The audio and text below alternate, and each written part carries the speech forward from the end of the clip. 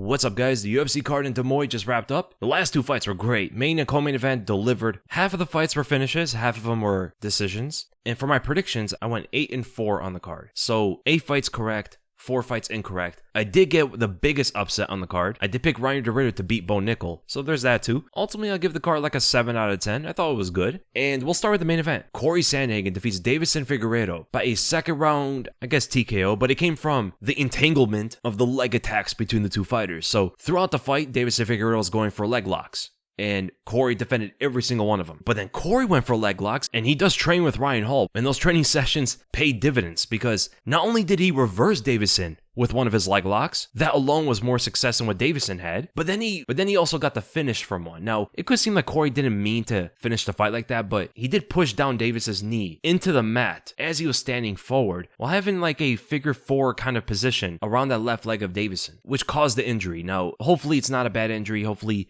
Davison's able to make a quick recovery because it's a long recovery from the torn ligaments of the knee. So hopefully Deiveson's able to come back quickly and healthy. But man, Cory Sandhagen just had an amazing performance. He was winning the striking. He wasn't moving around a lot too, and the commentators talked about it in the beginning of the fight, that Cory was adjusting his style to fit 5 rounds. He's been 5 rounds many times throughout his career, and the adjustment was there wasn't as much footwork. He was standing in front of Deiveson. He did a very good job of getting reads off of just reaching forward with the lead hand. He would step forward quickly, making it look like he was going to throw some kind of strike, and Deiveson would react. Cory used that to make reads, to see if Deiveson would throw a punch, go for a takedown, something like that. And ultimately, Cory was throwing some good uppercuts against some of those takedowns, landing good kicks to the leg, got a takedown in the fight, and ultimately outstruck him and outgrappled him, which is the craziest part. I thought Deiveson would have the grappling advantage, but man, Cory Sandhagen looked maybe better than ever. The ground and pound was ferocious. I mean, he was going for that finish in that first round, and that seemed to be something that was missing in some of his recent fights. As soon as he got out of the leg lock, he just rained down ground and pound shots on Deiveson. And when they put up the stats in the second round, Deiveson only landed 3 strikes at that point. Wild, man. Just an insane performance from Cory Sandhagen. And for his next fight, I think it should be against the loser of Merab and O'Malley. It'd be awesome to see him fight O'Malley, man. And now that he had this big win, that could be a fight we see in the future. I remember when Sean O'Malley was saying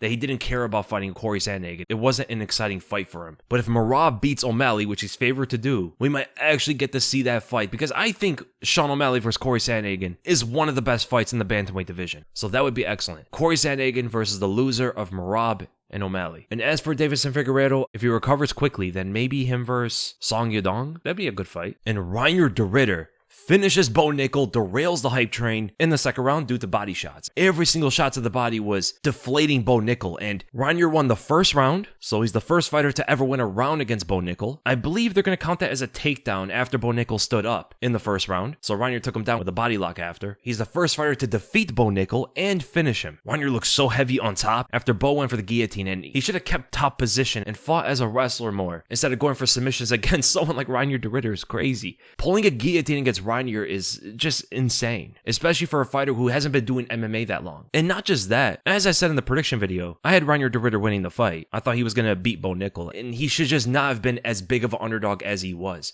I think there was just a lot of hype on Bo Nickal. I've said it for a while that he's a good fighter, but I just don't see him as good as the UFC's pushing him, right? He's a good fighter, but just not at that level. You know, the Paul Craig fight just wasn't convincing enough to show that he would beat someone like Reinier, because Reinier can actually strike, and as he said in the post-fight interview, he had to remind himself that he's still Dutch, slamming those knees into the body. Just a great performance by Reinier, and he should now be looked at as a legitimate contender, or at least a rising contender in the middleweight division, and fight guys above him. I think Reinier versus Marvin Vettori would be a good next fight, and as for Bo Nickal, they have to step down the level for him. Going up against someone in the rankings, a former doubleweight world champion at one championship, is too big of a step up for Bo Nickal. Then Daniel Rodriguez knocks out Santiago Ponzinibbio in the third round. Impressive knockout because he was tired in that third. It seemed like Ponzinibbio had the better cardio, but he was gassing himself out going for the takedowns. Daniel Rodriguez had a good first round. He rocked Ponzinibbio. After Ponzinibbio slipped while throwing the body kick. Now, I do have to look at it again, but it seemed like Rodriguez may have grabbed the foot for like a split second, and that may have caused Ponzinibbio to fall to the ground as well.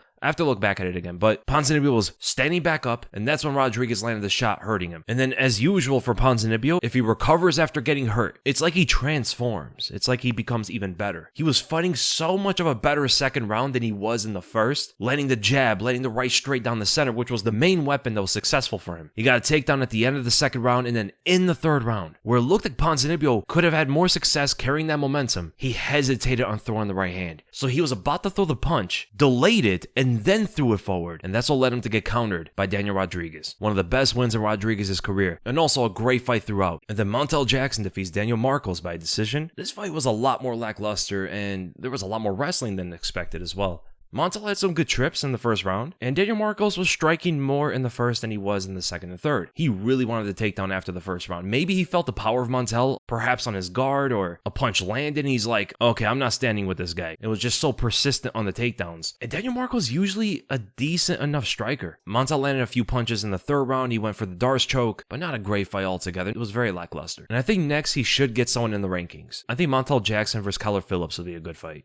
And then Serhiy defeats Cameron Smotherman by decision. Just a difference in fight IQ. Sidey was moving around a lot, mixing up with takedowns, being the well-rounded fighter out there, whereas Smotherman was pretty much just boxing. He threw a flying knee in the third round and a few techniques here and there, but mostly just throwing punches. He had very good body shots, but he wasn't cutting off the cage at all. He wasn't throwing leg kicks to slow down the movement of Sidey. He didn't really have the takedown defense. And even in some of those boxing exchanges, in the place where Smotherman is at his best, and still, Sidey was winning some of those. He was throwing a lot of three-punch combinations, jab up top, right straight to the body, exiting with the left hook as he fades away, and while fading out, it would cause Smotherman's counter punches to miss, because Sidey is controlling the distance for most of that fight. He nearly had that Darce choke in the third round. It looked like he went the opposite way, but then tried to readjust it. Smotherman was still able to defend the choke, which was great, but there's a clear difference in well-roundedness between the two fighters, and fight IQ overall, so decent win for Serhiy. And what a fight between Jeremy Stephens and Mason Jones. So Mason wins by a decision, with an emphatic performance. Returning to the UFC, he looked way better than ever before, way more technical, not only displayed his technical proficiency, but showed the level of fight IQ to shooting the takedowns at the end of the first and second rounds. And off of how easy those takedowns were for him, he shot in like 30 seconds into the third round and controlled nearly the entirety of it. He literally lifted Stephens' legs above his head with that double leg.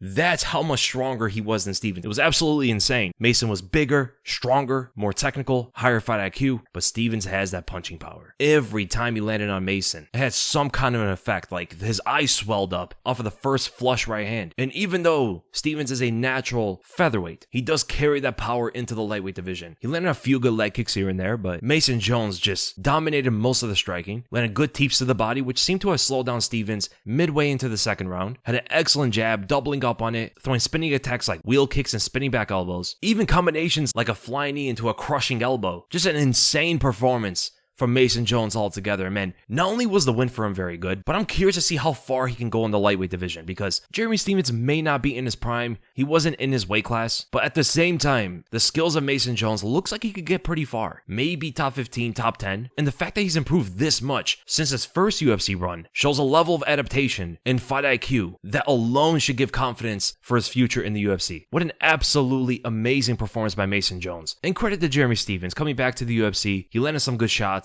I do think if he can get back to bare knuckle boxing, that's where he's going to have the most success. It meshes so well with his style. But if not, if he stays in the UFC, I think the featherweight division is better for him. And then Yana Santos defeats Miesha Tate by unanimous decision, 29-28 across the board. She had better takedown defense than usual, but at the same time, Miesha Tate wasn't really committing with her takedowns like she usually does. Like, the doubles and singles weren't there until the leg damage already was inflicted. Because Santos landing a lot of good leg kicks, pot shotting at distance, very good footwork, lateral movement, and excellent disengaging shots from the clinch. Miesha Tate did fake the glove touch in the beginning of the first round and then just started swarming her with punches, but I don't know what the game plan was for her. Was she just trying to overwhelm her with striking? Brawl with Yana Santos? If I knew that Miesha Tate was not going to commit with her takedowns and focus more on her striking, I absolutely would have thought Yana Santos would win the fight. I mean, there's no world that Miesha outstrikes Santos. But then in the third round, she shot the takedown, turned the left corner, got the fight to the ground. She got into 3/4 mount. Yana gave up her back. Miesha Tate was going for the rear naked choke for like half of the round. Just the back take was about half of the round, which I don't think it would have been a 10-8 round, but I certainly know that that round was more significant than the first two, which shows the flaw in the scoring system altogether. Miesha Tate's third round was way more dominant, way more impactful than than Yana's first 2 rounds, but they're all scored the same. It doesn't make any sense. Yeah, I wonder if they're ever going to change the way they score fights, but it's a good win for Yana Santos. She had very good striking. Her striking looked better than ever. Takedown defense looked better than ever. Excellent win for her. And as an underdog as well. And perhaps she fights Mayra Bueno Silva next. That'd be a decent fight. I don't know when Miesha Tate's going to retire though. She's been fighting for a very long time. And then Azamat Bekoyev knocks out Ryan Loder in the first round. Great fight, by the way. Loder went forward,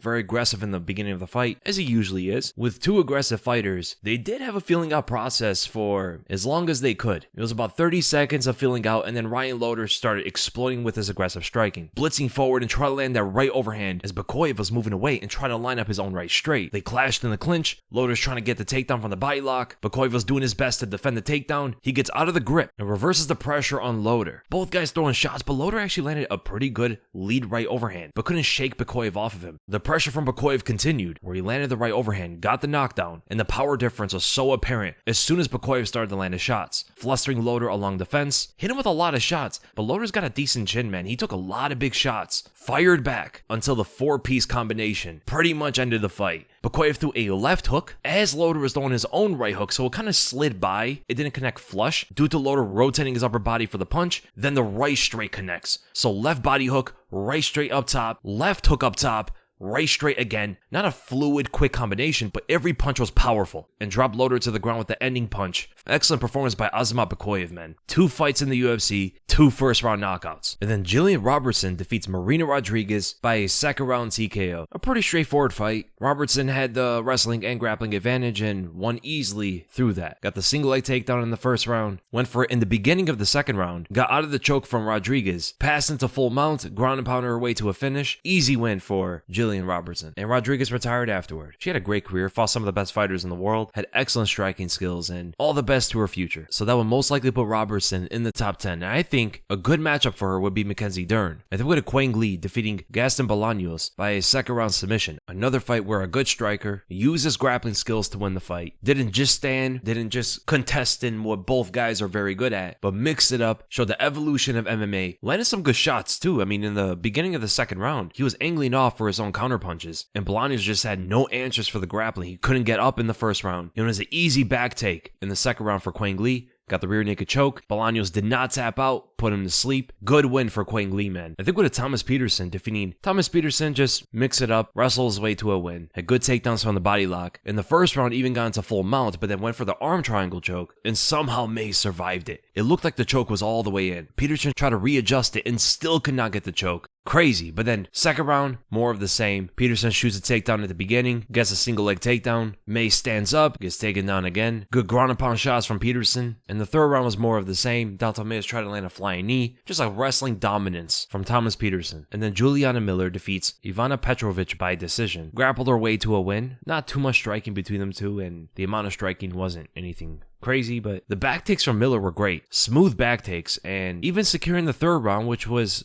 somewhat competitive, by again getting the back after shooting a single leg takedown from a feint. Jumped on the back and landed some ground and pound shots, winning the fight. But yeah, ultimately it was a decent fight night card. I would say the last 3 fights definitely delivered. And what did you guys think of the card? What was your favorite performance, favorite fight, and how would you guys match make the fights after? So I hope you guys enjoy the fights, hope you guys enjoy your weekend, and I'll see you guys in the next video.